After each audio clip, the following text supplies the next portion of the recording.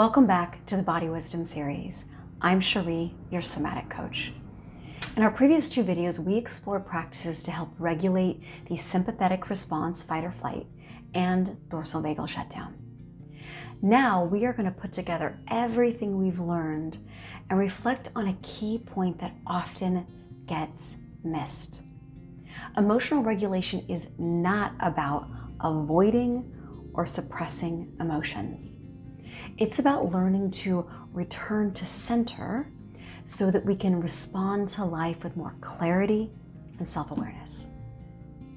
This process opens the door for understanding what we believe about ourselves and the world around us, along with our deeper insecurities and fears, hopes and longings, and what we're really needing. So let's review what we already know. Our nervous system is always active.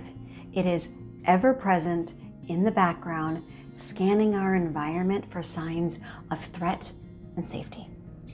And it is always shifting between states. These shifts are normal, natural, and essential. They are what help us survive and navigate the world around us. They are not something to be fixed. They are something to be understood and supported. Our body's responses offer us essential information about our life experience. And when we learn to listen, we see that our body is constantly communicating with us, offering us clues about our emotional and physical state. Are you feeling tense, restless, anxious, angry? That might be your sympathetic nervous system gearing you up for action. Are you feeling disconnected, shut down, numb, heavy?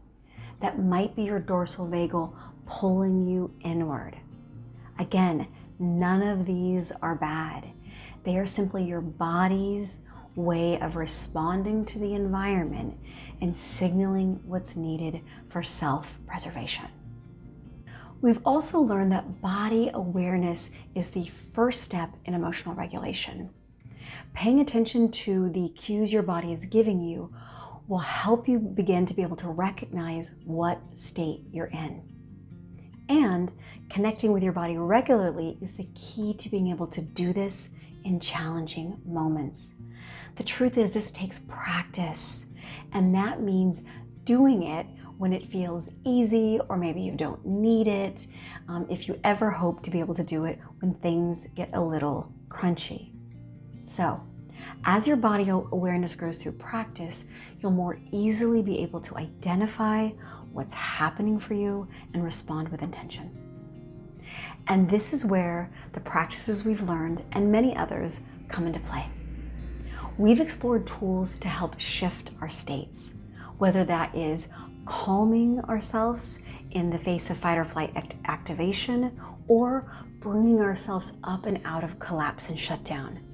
However, these practices are not about controlling or suppressing our emotions. Rather, they are about gently guiding our nervous system back to a state of balance so that we can respond with more choice and awareness. For example, if you know that a difficult conversation or a particular subject activates your fight or flight, you could prepare beforehand through grounding techniques or mindful breathing.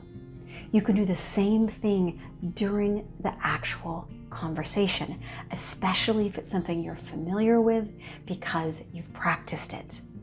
This will allow you to stay more present, open, and engaged with the other person instead of being swept away by reactivity. But the goal isn't to rush back to the calm ventral vagal for the sake of avoiding discomfort. No. Emotional regulation is about knowing how to navigate these shifts so that after moments of activation or shutdown, we can return to a sense of groundedness. And from that place of center, we can then meet our emotions without the need to fix or label them. Instead, We can approach them with a sense of curiosity, asking ourselves, what does this experience reveal to me? And what unmet need or desire might be here for me? This is the beauty of this process, that as we learn to regulate, we also cultivate a deeper capacity for self-awareness. We begin to notice patterns. Maybe it's certain situations or subjects or emotions that trigger a certain state in us. Knowing and understanding this, we can choose how to respond rather than react automatically. And when we return to this place of center, we create the space to explore our emotions more deeply rather than allowing our emotions to control us. And so again, remember, none of this is about getting rid of emotions. The goal here isn't to eliminate stress or difficult feelings. Life is many different things, not all of which are pleasant. There will always be challenges in life that activate our nervous system. It's part of being human. It just is. And so our work is to build the ability to return to a state of safety and connection again and again. And it is from this place of safety and connection that we can engage with the deeper wisdom that our emotions have to offer us. Awareness and emotional regulation are a key part of our ability to move with the ebb and flow of life without becoming stuck in activation or shutdown. And with time and practice, we can cultivate the capacity to respond more thoughtfully to what's happening inside of us and around us. In our next video, we are going to explore the role of co-regulation and interdependence. Although our ability to self-regulate is essential, there is no doubt about that. The truth is, we are not meant to do this alone. We're not. We are social beings that are wired for connection and co-regulation. And it is our connections with each other that are an essential part of our overall well-being and happiness. I look forward to diving into that deeper with you in the very next video. I'll see you soon.